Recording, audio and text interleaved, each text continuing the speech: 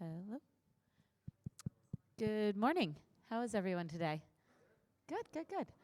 I'm Stacy Shoemaker-Rowan. I'm the editor-in-chief of Hospitality Design magazine. Thank you so much for being here for our Construction and Design, your Backstage Pass panel.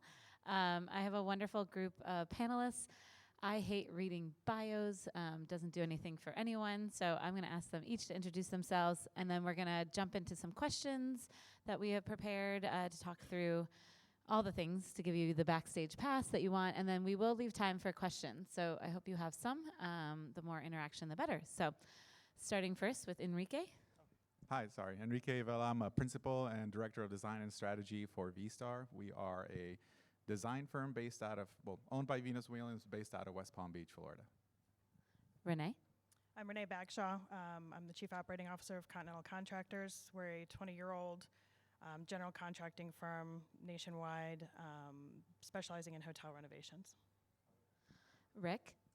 Hey everyone, good morning. I'm Rick Bunis. I'm the Chief Design Officer at Base 4. We do 40 to 60 hotels a year. We do architecture, engineering, interior design, and structural, and MEP. And we're happy to be here. Thank you. And last but not least, Krishna. My name is Krishna Paliwal. I work for Wyndham Hotels and Resorts, one of the largest franchising hotel company in the world. And we open a lot of new construction hotels with the team. I also lead the extended stay and La Quinta brand.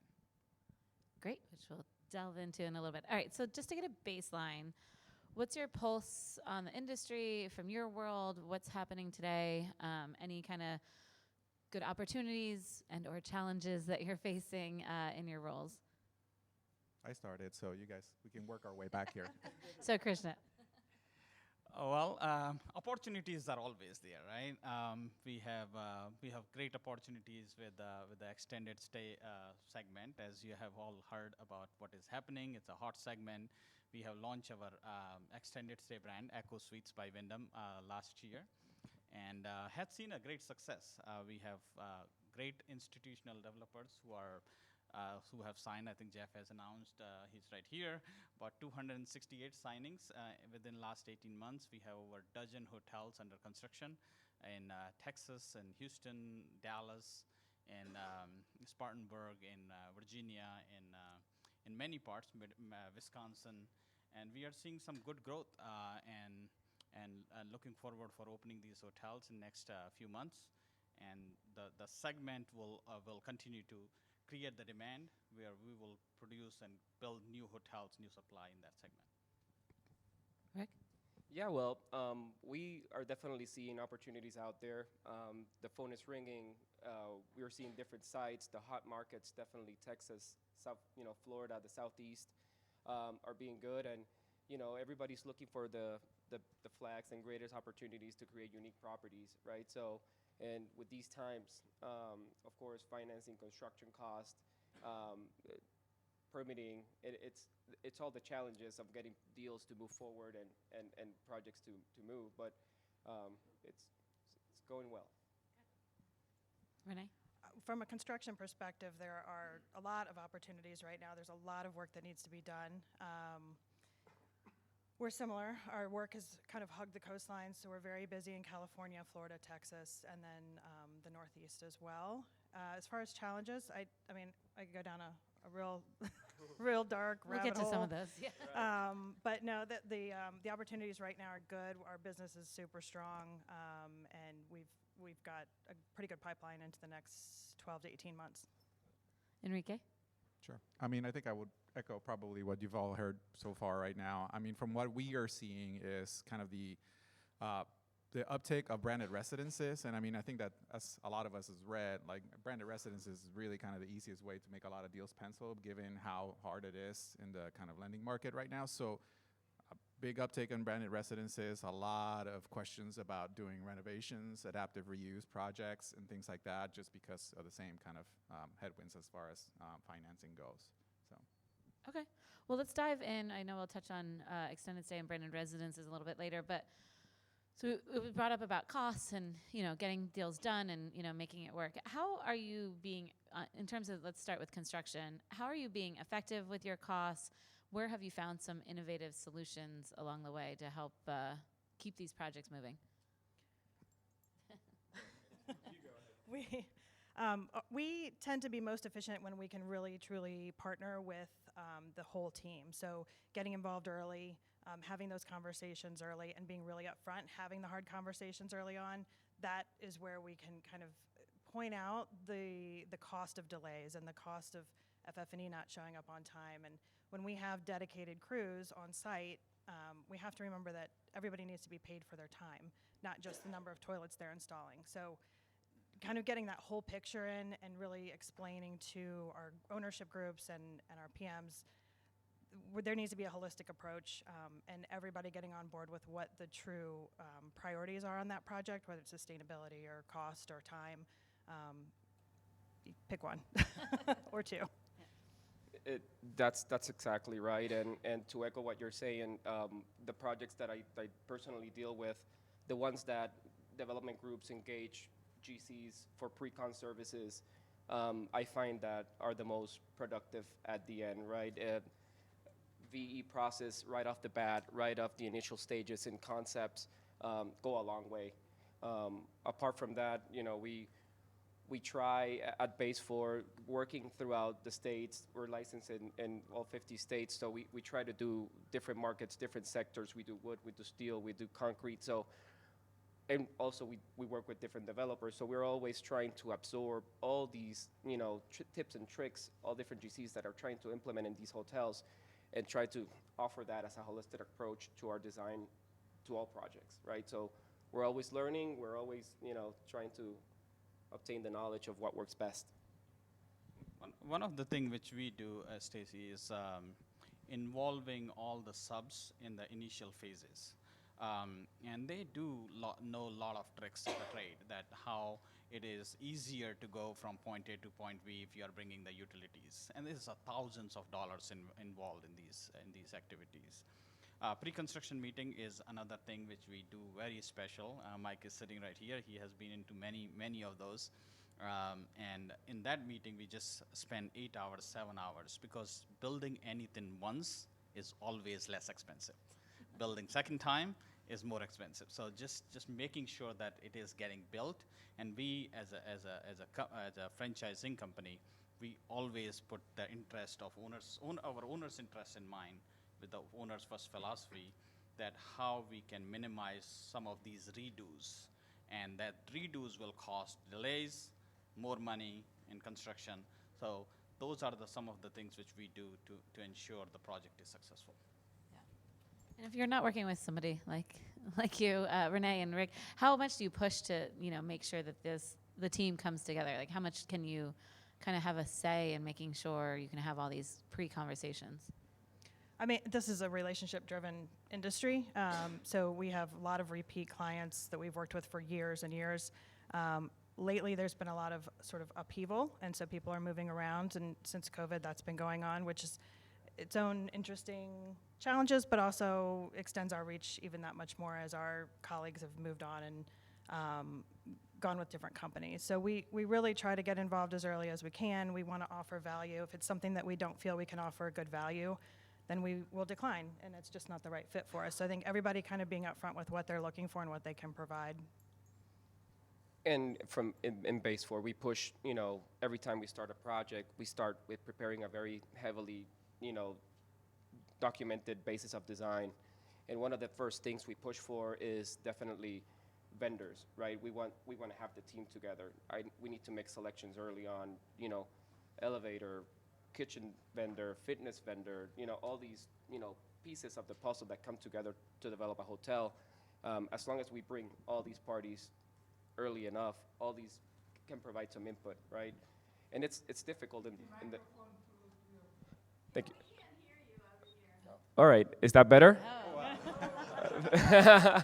Thank you. Yeah, so I was saying that we bring the vendors early on in our design. We push developers to bring all these vendors early on in the design stage, because they all have needs, they all contribute to the design. We can't just put together a set of plans and just do whatever we want with the kitchen or the elevator, right? So having them and making all these design decisions early on helps and contributes to the long run of the development. And Renee, you mentioned sustainability. How much is that being asked for by owners? How much is that being driven by your teams or the architecture and design firms? Where does this kind of fall into play these days? And I know it varies project to project, so talking more general basis, but. Yeah, maybe 6 months ago, can you hear me? Yeah. Okay. Maybe 6 months ago, I was pointing out to someone that if you have sustainability as a priority in your project, you've got to make sure that's communicated all the way down to the GC and the subcontractors, because frequently by the time it gets to us, those big ideas that started here have been VE'd out, and budget and time constraints, so that there's not a big focus on sustainability by the time the project is actually being built. That said, more recently, even just in the last few months, we've seen more and more projects that are truly pushing for sustainable practices. But it's tough. I mean, there's a cost involved, and with technology changing the way it is, it's like figuring out when to upgrade your iPhone. Like, do you do it now? Is that one going to be obsolete? What system should I put in place? What HVAC system or T-stats or lighting controls? They're big investments, and so it just really depends on what the owner has the bandwidth and the gut for. And, oh, sorry, did you have something to add? No, I just said, I just want to add that there are a lot of low-hanging fruits also, which are driven by the code requirements. And we ensure that these low-hanging fruits are incorporated pretty quickly in the design, because it doesn't cost the owners as much, and it gives the greater results, like insulation, for example. Having the right insulation, you cannot add the insulation afterwards, right? Those are the things which, the other thing is the sourcing. Our vendors, we put a lot of emphasis on bringing the right product, recycled product, right product, and also looking at the distance where they are coming from. So if we can find the local or regional products, they are always helpful. Yeah, and I think that's part of it, right? Because it can seem so overwhelming, but if you just do some small things along the way, it can have true impact. And speaking to you, Krishna, what have you done too for brand standards versus different saving solutions, and how do you mitigate those costs and allow designers to kind of play within your standards and kind of come up with new ideas? For us, the standards are the guardrails, or at the minimum, this is what we need to do. We give a lot of flexibility for the designers to work within those parameters. As long as we have the right end result, we have the right guest experience, that is most important. How to get there is the liberty of the designer, right? That's what the designers and the project team really work hard in achieving those outcomes with the least amount of cost in the renovation or the new construction process. Totally. All right, well, let's go over to the design. So Enrique and Rick, if you want to talk, what's your design process? Like, where do you start? I know, it's about the story and location, but, talk about a little bit about your process. Sure. I mean, I think you touched on it early, it is about location, most of it. I mean, brands have, there could be many brands, whether it's, high luxury or kind of market rate or something that is, affordable. But at the end of the day, what makes, I think, a project successful is how it's grounded in its community. We had a project that we actually kicked off recently in our office where it's an area that's kind of up and coming, doesn't have a whole lot of context to kind of grab onto. So we started to dig a little deeper into the story of the place. We found out about a farmer who actually was the one who started this community, gifting people strawberry shortcakes to come to this area so that he could talk to them about it, teach them about farming and so on. And so we really kind of latched onto that as a thought of like, oh my God, like, there should be a component of this project. It is a multifamily housing project, not hospitality project, that deals with community the same way that they did or he did, right? And that engages everybody in the same way. So for us, as far as concept and where that goes, those pages in our design presentation are always there. Like we could evolve elevations, plans, renderings all day long, but the concept images, or the concept pages, as long as they're all signed off by everybody, there are guardrails, making sure that the story is always true from the chair that we picked to how we designed the lobby and so on. So. Yeah, I can definitely echo what he's saying. We start with the context and we put together the story and what our demographics are going to be, what's going to be the end user, and definitely we take into account what the brand wants to project with this particular product, what's the message, what's the story behind it, and we use that as a guideline throughout. We put together elevations. We work together with our interiors team or with third-party ID firms hired by ownership groups, and we put together these properties to really yield the success we're trying to look for.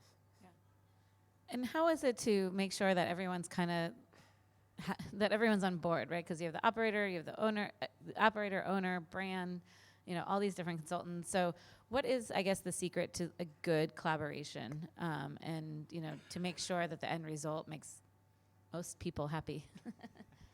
Yeah, a key word being most people. I think it's obviously making sure that everybody's on board since the very beginning. So if the owner is there, hasn't selected a flag yet, for example, and they engage the design team and we're starting to get going. I mean, our hope and our ask is always to get the flags in as soon as we can, because otherwise there will be a world of pain in having to redesign a lot because of that. So understanding and having those conversations early, right, to know the value that both parties bring is not just, okay, it's my property and I'll design it, or we'll develop it because it's my money and the flag will do what it may, or vice versa, oh no, we have to stick with the brand standards and it's tried and true and there's no deviation. I think everybody coming into the room being flexible and understanding that the end goal is a successful product, like you said, and successful project, that's for me the key, and getting in on the same page early on is best. For me, it's collaboration. For us, we try to open it up to be inclusive to all the parties in the group, from the developer, from the brand, the GC, interiors, or group, everybody, even engineers, right off the bat. Keeping those lines of communication open, it's the key. We have a couple of projects right now in early design stages, and we're having weekly meetings to just throw out, these are elevations. What do you all think? And we have landscape architect looking at our elevations and our iterations. Okay, what can we do to make this better? What plant material should we put here or not? And, what is the overall context doing? And having all these parties and components, like being part of the conversation early, it's key. And where does it also come in, and how do you also teach your teams to, I mean, you can come up with a beautiful design that has a great story, but the true cost, right? Like, the cost of your design. How is that weighed, and how do you also pass that down, to your people that are working, that are helping you come up with the design to make sure that like what you build comes into budget? And do you ever get a real budget? Do you want to start, or should I start? Well, I can say it depends on the product that you're working on, right? And the end goal, but if you're doing a select service product, us being brand advocates, I know brands, put a lot of time into preparing these prototype drawings and, selecting these materials and finishes. And we start there, like the developers get sold on, X amount of dollars per key, right? So what can we do to keep that budget? We have to get strict with that. And even if we're proposing customizations for these products, like, okay, so what brands are approved? What are we doing? What is the cost per square foot? And we try to, project that down the team, even to all disciplines, right? Even MEP with mechanical systems, right? So it's very important. It's a conversation, right? Of the, it's the budget is a conversation in every call, right? So it's important. For us, we kind of lean on our own historical data from past projects. We've been fortunate enough to have worked in, very high ultra luxury space and then more affordable space. So we have the resources if you want to go here. We have the resources if you want to go here. And then I think intuitively with experience over the years, you start to understand, okay, well, if most projects are somewhere in between, right? Well, we're somewhere here, then you're not going to be speccing certain type of furniture, certain type of finishes, or kind of dialing down or dialing up the millwork, because that is a big budget a ticket item, right? So a little bit of that is obviously comes with time, doing it over and over again, and then at the same time making sure that you give yourself time to mentor your younger staff and let them understand, okay, well, yes, that's a beautiful concept image. It's a very expensive concept image, and we can aspire to that, but how can we get there, within the constraints of the project? So it's always a conversation. It's a conversation that we have internally almost every day. Because we as designers, we always want to shoot for here, right?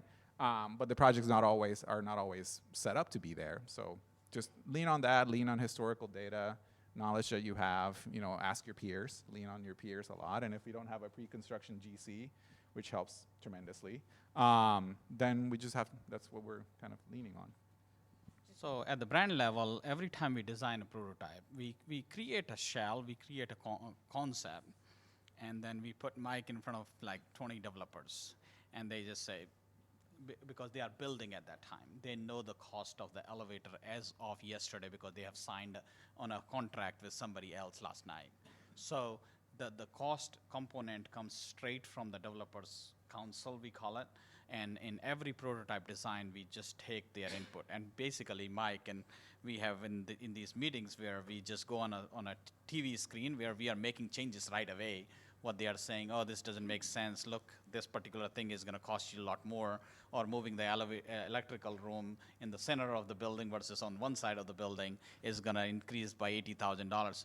All of those inputs, if you take in the concept design phase, your building is going to be much more efficient. That is what we all can do as design teams, that we can control the cost of what we design, how big we design, how small we design, and how efficiently we design.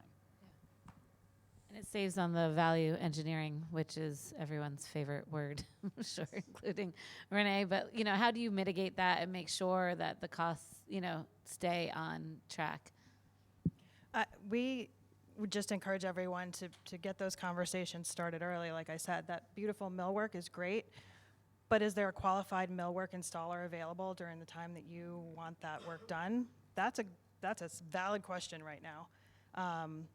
So also the push to start at a certain date, to be done by a certain date, that's fine if the FF&E is purchased and it's where it needs to be. The added cost of having to go back and install the light shade that wasn't here when we started the project, all of those things add cost incrementally, and they do add up, and they are headaches, and nobody wants those change orders. We don't want to issue them. You don't want to get them. So just kind of getting all those pieces in place and making sure that the right people are in place to be able to build it the way that you intended it, that would be a big step in the right direction. Unique components also make it challenging. I was looking at a design of a prototype where the whole building it's an economy prototype, so the whole building has the paint, and they have put wallpaper on one 8x10 wall. Now that one 8x10 wall will require you to go and find a wallpaper hanger, right? Just for that one wallpaper, that wallpaper hanger will say, I'll charge you more because I have to drive like 20 miles to do a 2-hour job. So things like those we just need to always keep in consideration, especially in the hotels. Things which are repetitive in the rooms will be least expensive than one-off situation in one-off areas. So it's where to spend your money, right? So, where can you make your most impact in a guest room or in a lobby? And how do you decide that? Again, it's project to project, but generally, how do you decide, where to? I think this is Krishna's question. If you had X amount of money, where would you put it? $500. Where would you put it in a guest room? Or we multiplied it for Krishna, but 5,000 in the lobby. Where would you, put that? I have an answer, sure. If you ask me $500, I had to spend in the guest room in one item, the mattress. At the end of the day, it's coming from a designer. It's probably blasphemy for me to say that. But the truth is, at the end of the day, like, we're all in a hotel. The idea is, thinking about wellness, and it's not just spa or gym, but it's getting a good night's sleep and feeling rested, right? And so, if you only have $500, give me the best bed. So that I can, the next day, I'll remember that more than, if it's a nicer piece of millwork that's holding my TV, like, for sure. Then as far as $5,000, what we said? Sure. For the public spaces, my bet will be on F&B. You get the return on that money probably faster, but not only that, as far as experiences go for people when you're staying at a hotel, I'm somebody who, and I'm projecting here, so I'm apologizing.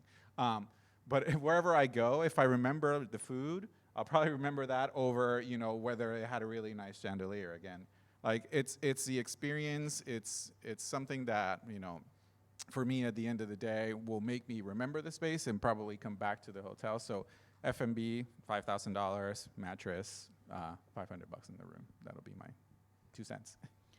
You stole my mattress. Definitely a non-designer response here as well, but the mattress and maybe a coat of paint and carpet cleaning.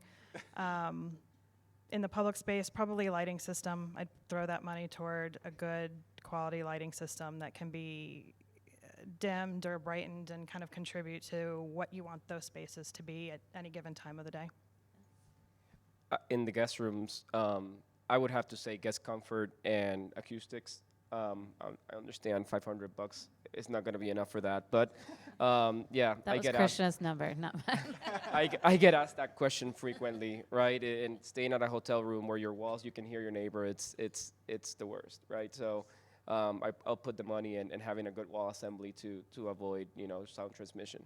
And in the lobby, in the public space, first impressions go a long way.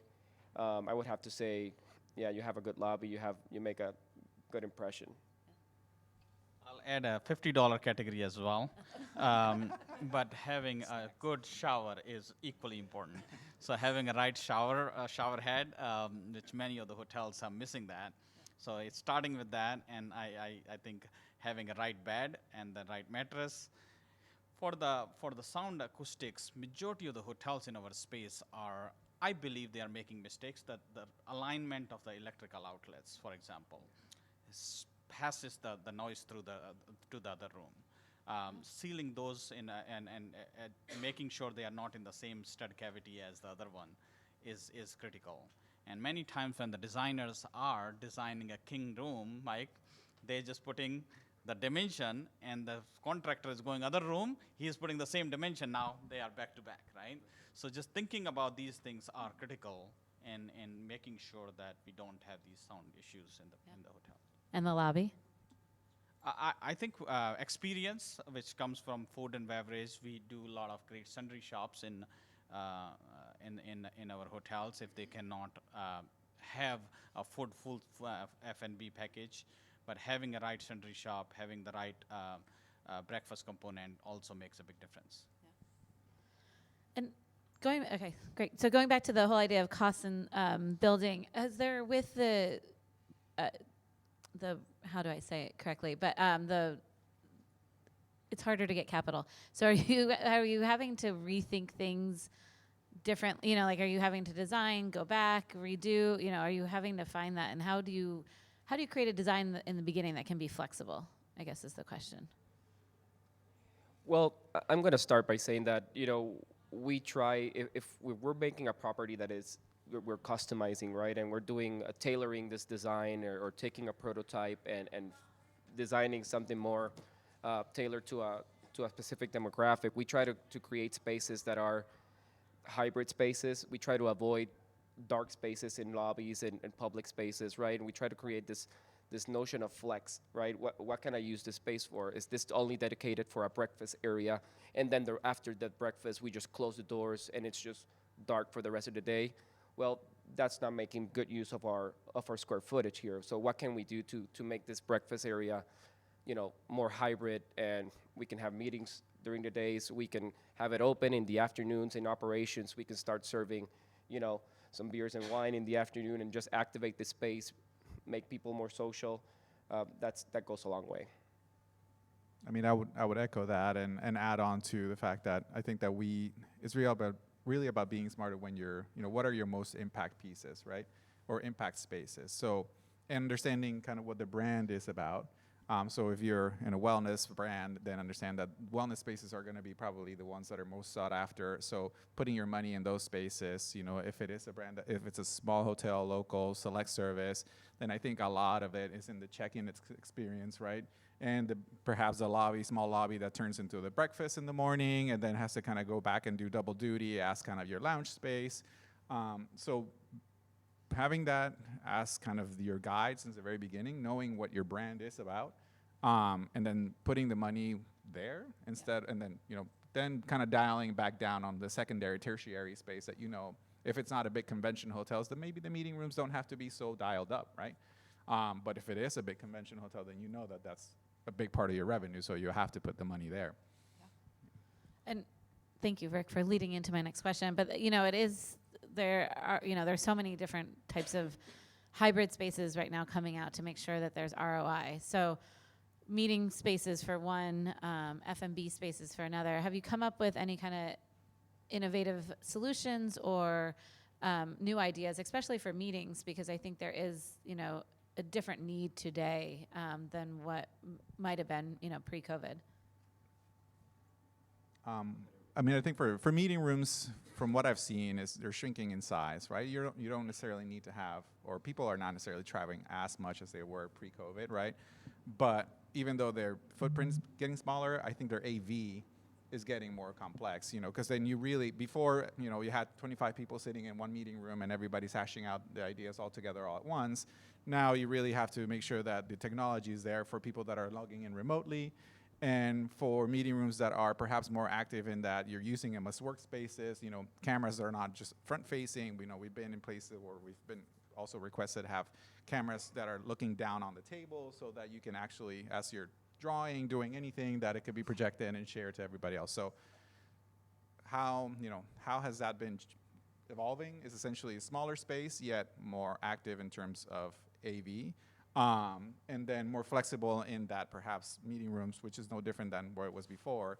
You can join or compartmentalize as you need so that you can get, if you don't need a 25-person conference room, but you need five 5-person conference rooms, then having the ability to kind of do that within a space is, I think, key. Having the technology, I think, is the key. It's not just the physical space. Is providing the technology how to connect the team members who are supposed to join in person now joining remotely, and how to make them feel part of that meeting. And technology plays a huge role in that.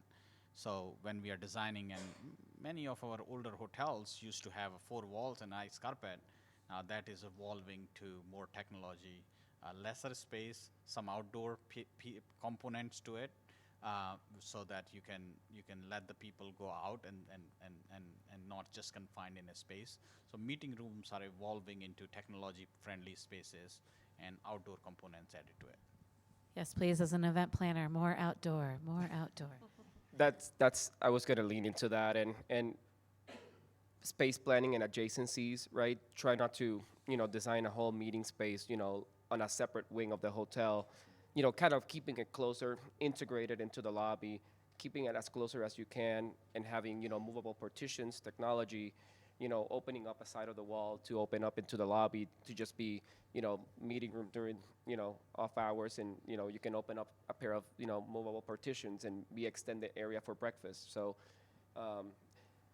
opening up meeting rooms into a patio that connects to the bar that's right off the lobby, right? So all of a sudden you have an inside outdoor bar that all of a sudden trickles into the outdoor space of the meeting rooms, right? So you have people trickling in, going out of the meeting space of the banquet they can trickle into the bar, they can consume and go back. So that all makes it more friendly and productive for operations. Yeah, 100%.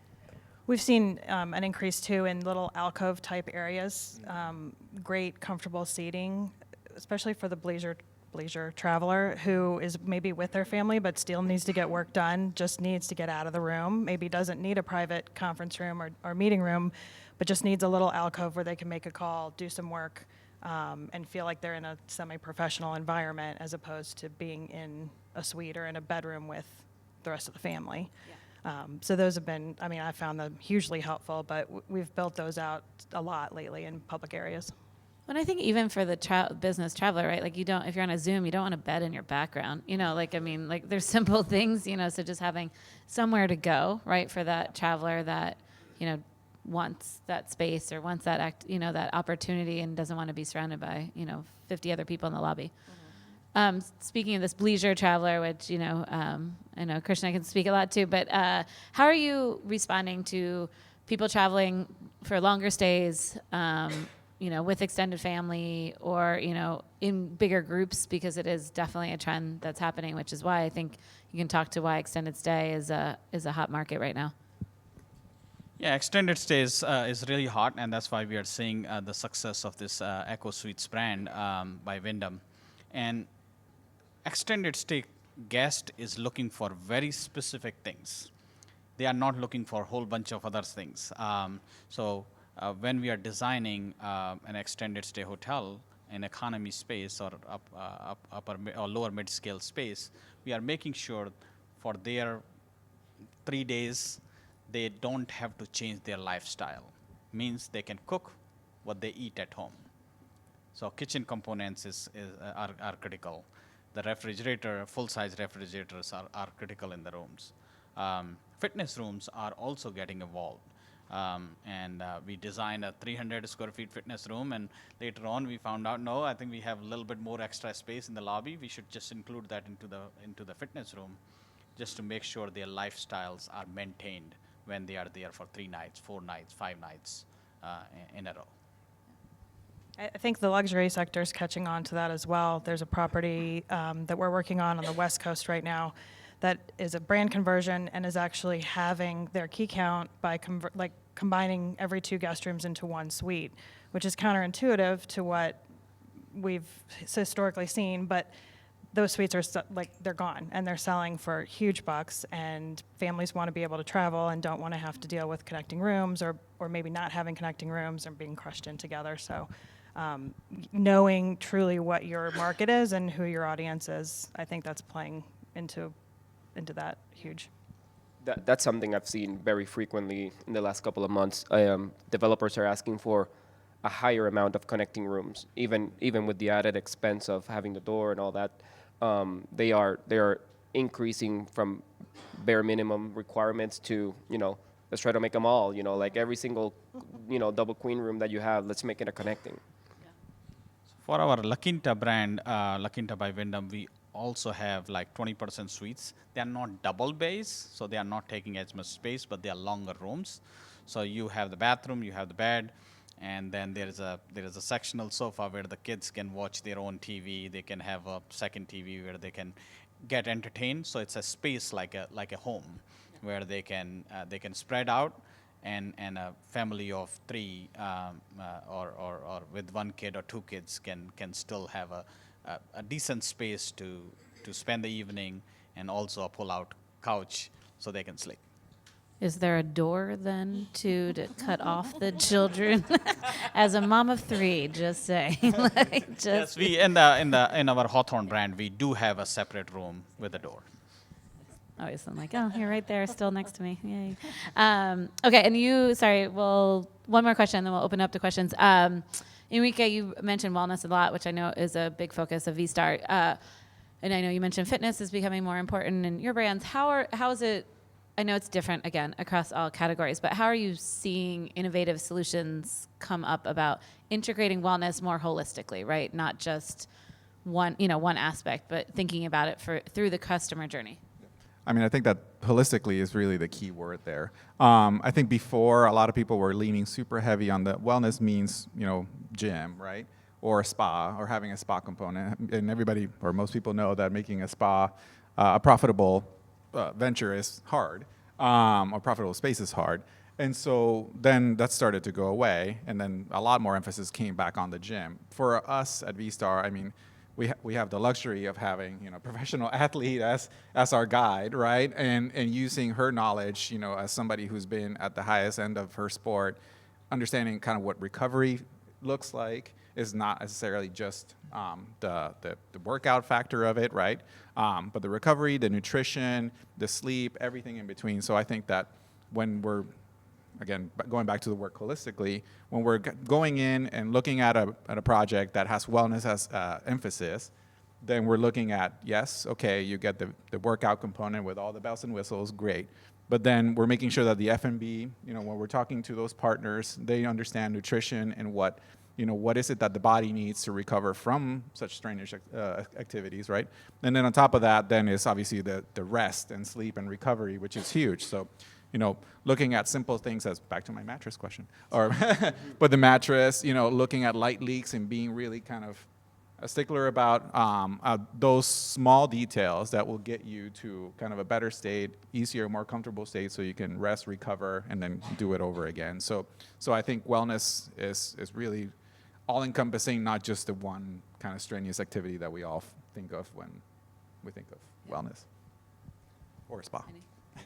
I was just going to add that, integrating fitness areas with access to the outdoors, with a space for, linking in your phone with a TV so you can stream your own, fitness software goes a long way. Like I've seen owners ask me for, hey, I want to make sure I have enough space in the room. People can connect the phone to the TV, like really quickly, put their app, do exercise in the room or go to the fitness, and then just take off for a run. It goes a long way. Great. I can keep asking questions, but I wanted to know if anyone had a question for our panelists. Oh, great. Yes. We'll go you first. Yeah. Rob with Westlake Construction. This is primarily directed to Renee, but the development team, architects, designers, you guys work on these projects for a year, sometimes more, and then we as GCs get handed the projects, and then guest rooms, we're like, okay, 21 days, complete this floor. So Renee, what are some things that you would tell the others that can help us to be successful in actually getting it done in that time frame?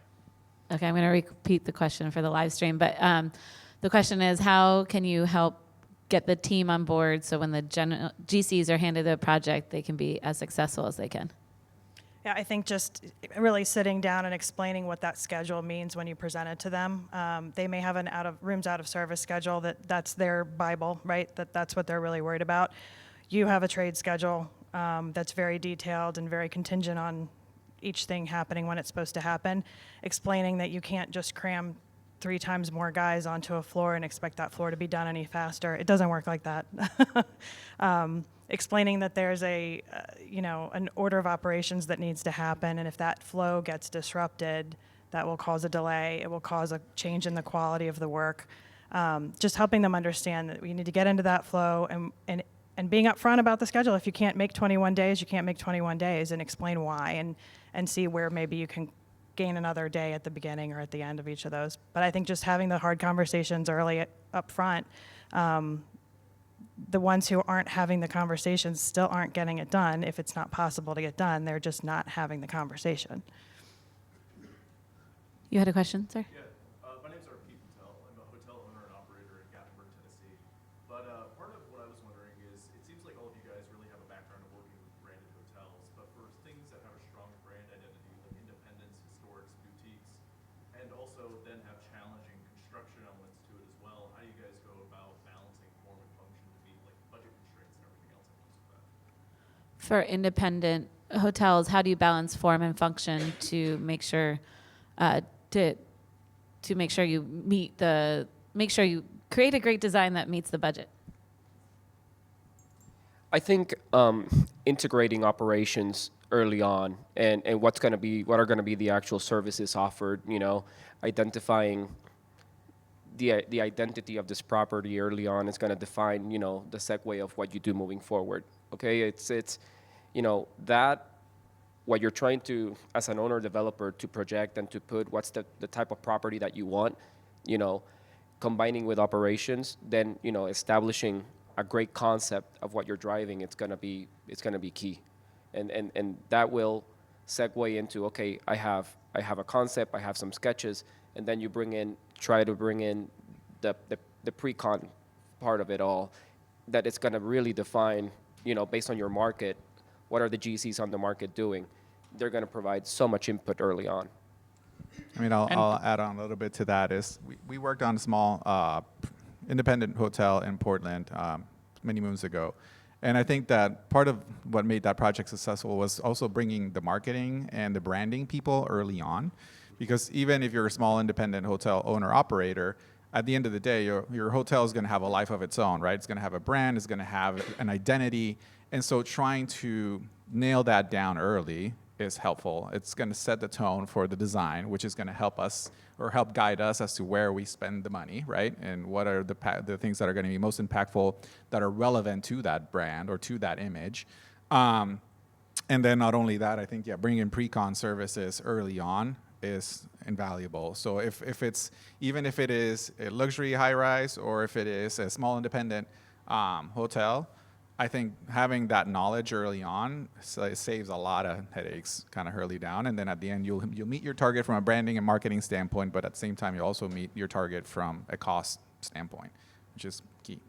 And there are some really great branding and marketing consultants for that exact specific case here at the conference today. Great. One more. Yes, sir. Mike McGregor, Modus Architecture. My question's kind of for you two on the couch here. So, as an architect, we run into municipalities a lot as we're taking these brands from place to place all over the country, and oftentimes we run into kind of roadblocks, right? They'll have masonry requirements and building articulation requirements, and when you have a brand like La Quinta or Microtel, Echo Suites, which have very strong brand identities, how do you, I guess, what are some strategies for kind of getting out of that rock in the hard place, right? As we have a municipality on one side saying, make it look like an airplane or something ridiculous, and then we have the brand on the other side that has, obviously we want it to look like this brand and have continuity between the brands. So I guess what are some strategies that you as an architect and as a brand leader implement with your teams to mitigate that? So Wait, Mike, let me this repeat the question. Yeah, Oh, sorry. I have to do it for the live stream. How do you? What are some strategies with brand and architect to make sure to get around roadblocks from municipalities? So where I was going, Mike, is if these things are decided in the offices and communicated to you, that's where you have the struggle, right? The brand is saying from wherever we are sitting and saying this needs to be done. Now you have a city, again, you have less control over it. But if you have a collaboration with the brand, I think you and brand can come up with the right solution, which will meet the requirement. A lot of times it's education, especially in La Quinta's case, how many times we have to go and educate the city that this material is same component as the bricks are made, it's just a little different. And they understand that it is not typical stucco or EFS, and they approve it. But it just requires that little bit of an education, and where the collaboration and the bonding is strong between architectural firms and the brand, I think it goes much smoother. I couldn't say any better. We go through this all the time. It's a real hurdle, but I guess right up front, what we do is at Base 4, we do an early on code summary, code research, and if the property has overlay districts, most of the time, and specifically in South Florida, where everywhere is an overlay district with specific requirements, we just open it up to the franchise. Hey, this is what we got. We speak clearly with the civil engineer. We establish what we need to do. These are our options, and a lot of the times it takes education. It takes meeting with the city for a couple times, but the struggle is real, sir. But it gets done with communication, and the brands are open to it because a lot of jurisdictions are creating all these overlay districts, and it's very common. Awesome. Well, we are out of time. I just want to thank you all for listening and our amazing panelists, and enjoy the rest of the show. Thanks so much. Thank you.